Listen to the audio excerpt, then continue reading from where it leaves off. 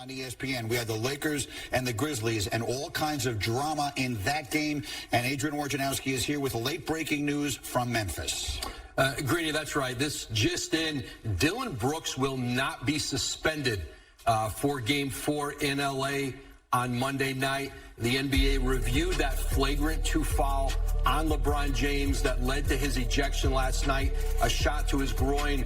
And there's not going to be any additional penalty, I'm told. And, this was a concern, I think, for Memphis because Dillon Brooks had a similar incident earlier this season with Donovan Mitchell against Cleveland. He was suspended. Now, that one also included a little pushing and shoving and a scrum in the aftermath of it. And you heard Joe Dumars earlier this week with a Draymond Green suspension talking about the fact that he was a repeat offender, and that played into the one-game suspension.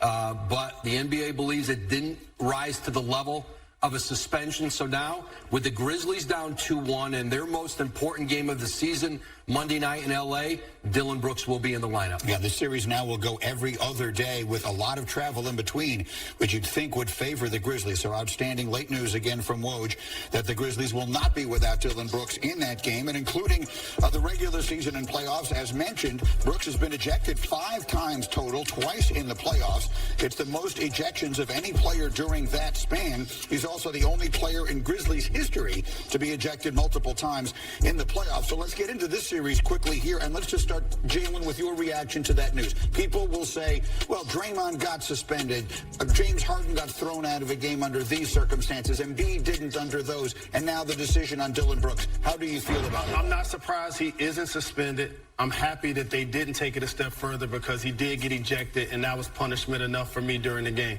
The thing that he has to do is continue to own who he is, but don't go too far with it. And what happens is when your team plays well and you win and you do the interviews after the game and you call LeBron old, you got to be the same guy and stand on 10 toes and own it when your team loses and when you get ejected. And the other thing for Dillon Brooks is a basketball point. All of the defensive irritants that I talked about, the teams need on their team, the one thing he can't do is shoot them out of the game. Right. In the first quarter, he was missing shots. He was hunting shots. And his bad offense was the impetus to them getting off to a slow start. In the meantime, quickly, Michael Wilbon and then to Stephen A. Do you feel like the Lakers took control of the series last night, Michael? They're up 2-1. They have Game 4 at home. Are the Lakers now in charge in that series? No, the Lakers won Game 1. Everybody acted like it was going to be a cakewalk, and they lost Game 2 by double digits. So, no, I expect Memphis. The playoffs, particularly when you look at teams that are not that different, and obviously Memphis is lessened by some of the injuries, but you're going to make these off-day adjustments, and you are going to counter. And I expect this series will likely be even at 2-2 going back to Memphis. I mean, I can still see the Lakers winning the series, but control at 2-1 after they lost Game 2 the way they did? No, I don't see that at all, Greeny. Couple of things. Number one, let's going back to what you were talking about Dillon Brooks previously, let's give credit where credit is due, please. The NBA clearly loves Get Up, First Take, and NBA Countdown because they were listening to us say, we don't want people suspended. We want them on the court getting waxed and sent home. We don't want officials sending home. We want the competition to send them home. The NBA clearly listens to us. They love the show, and they did what we suggested they should do. Now back to your question. No, the Lakers don't have control of the series. Here's the one big reason why. Do you know that Anthony Davis, 31 points, 17 rebounds, Game 3. Do you know that the Lakers are plus 35 with Anthony Davis on the court? But they are minus 16 with LeBron on the court. The point that I'm trying to make to you is that it points out how important Anthony Davis is. So my direct answer to your question, Greedy, would be this. When Anthony Davis balls out, as he did in Games 1 and 3, the Lakers are in control. When he shows up like he's comatose, or they get enough sleep, he's sleep deprived, or something like that, they're not in control.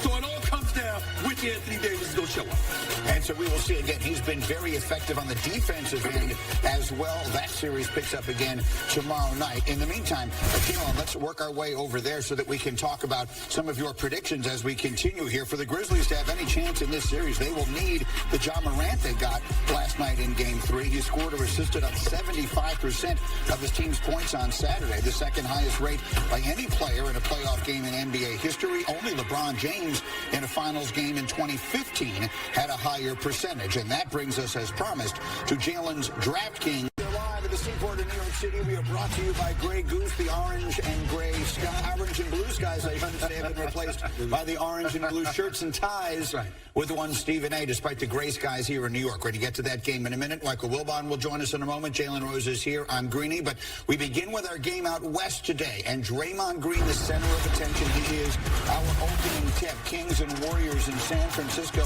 for the critical Game 4. Warriors coming off the win will get a big boost with Draymond returning from the suspension for the stomp on the chest of Sacramento's Domantas Sabonis. Here was Draymond yesterday for the first time since the incident. They created Draymond rules before. Them don't work. Here I am, still sitting here, still winning. I'll continue to play the game how I play the game, operate how I operate, be exactly who I am, because that leads to winning. If I was losing, they wouldn't be creating Draymond rules. So as long as they creating Draymond rules, that means we're winning. Exactly what you would expect him to say. And as Michael Wilbon joins us as promised, Stephen A. on SportsCenter on ESPN just a few moments ago, you made what I thought was a pretty big statement about Draymond Green. What was it? I said absent the championships, obviously the 4 championships, they won the 6 NBA finals that they've been in. I believe this to be the most important game of Draymond Green's career at this particular juncture. You got to remember, he's in the midst of a contract right now. He's getting paid about $25.6 million. He's got a player option next year, but he's looking for a long-term deal. And the reality of the situation is that if you're the Golden State Warriors, you've got to look at him. In 147 career playoff games, fellas, he's got 6 flagrants and about 27 technical fouls called against him. We know what happened in the 2016 NBA Finals. He himself says, if I hadn't been suspended for that Game 5, we would have won the championship that year. So when you take that into consideration and the backdrop and all the noise that has been made about him and putting the team in a position where ultimately he gets suspended and they got to win Game 3 without him, luckily for him, Kevon Looney played lights out with 20 rebounds that particular game, 9 offensive. The fact is that Sacramento is good enough where you can't afford but so many of these mistakes. If Draymond Green, the worst thing that could happen to him, guys, is that they won Game 3 without him. And then they get on the court today and they lose with him. He's got to show up today, and they better win. Well, Michael Wilbon, very few people have ever put basketball history into context better than you do. So what is at stake for Draymond Green in this game? Oh, thank you, Greeny. I agree with most of what Stephen A. said. I don't know if it's the most important game, but it's way up there because, let's face it, the optics of this are not good. Whether or not you agree with whether he should have been kicked out of the game or suspended, it's still just a bad look. Just as Stephen A. said, if they were to somehow win Game 3 without him and lose Game 4 with him, I don't think they're going to lose Game 4 at home. The Warriors are still at home, where they were about as good as anybody, better than most everybody else in the league. He is the defensive, in this order to me, defensive, emotional centerpiece of the team, and then offense as well, because he facilitates so well and plays so well with Steph Curry specifically. Yes, Klay Thompson and everybody else too, but specifically with Steph. And so we know why Draymond Green is so important. There are no secrets. There's no popping out of the weeds here to say, oh, my God, he does this. We know exactly what he does. He just reminded everybody when he was sitting there at the microphone. And that's what I expect from Draymond Green today in the Warriors winning Game 4 to even the series. Jalen, take us through it then. His impact on the floor and the significance of this as the Warriors, to some degree at least, it feels like, are playing for their season. Draymond is a winner. He's a champion, and he's going to respond. And the one thing about his game that's underrated is being a playmaker. He's led that team in assists. He's a guy that's going to do a lot of dribble handoffs. He's the emotional and psychological pulse of the team. And getting him back into the lineup, you need that guy on the team. Trust me. Every team wants a guy like that on their squad. Every fan base and every opponent hates that guy. We can go back to the history of time. Bill Laimbeer of my Pistons, Dennis Rodman.